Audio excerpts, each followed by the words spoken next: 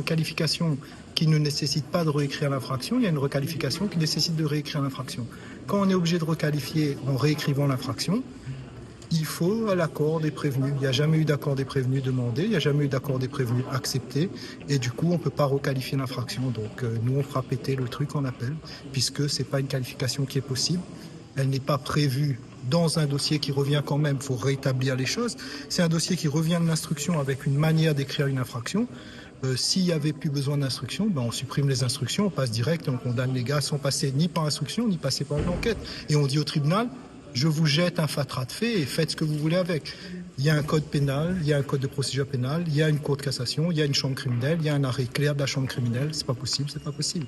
Donc pour nous, c'est une décision qui ne tient pas juridiquement. Après, on conçoit que face à un dossier où il y a eu un emballement et où les gens considèrent qu'il y a des faits qu'ils veulent qualifier juridiquement de correctionnels, on fasse n'importe quoi avec, mais c'est pas la vérité du dossier, c'est pas la vérité des choses.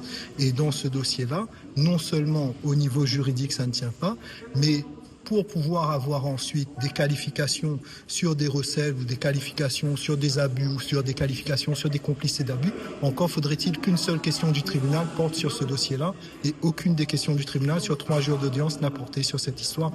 C'est compliqué de condamner quelqu'un sur quelque chose qui n'a jamais été débattu ni à l'instruction, ni dans une audience. Ça, c'est au niveau pur droit. C'est une décision qui est purement et simplement incompréhensible.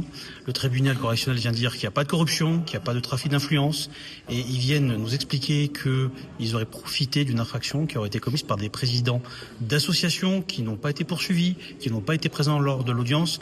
Donc là, on a une espèce de rattrapage de toute l'instruction qui était ni faite ni à faire de la part du tribunal correctionnel, une décision incompréhensible.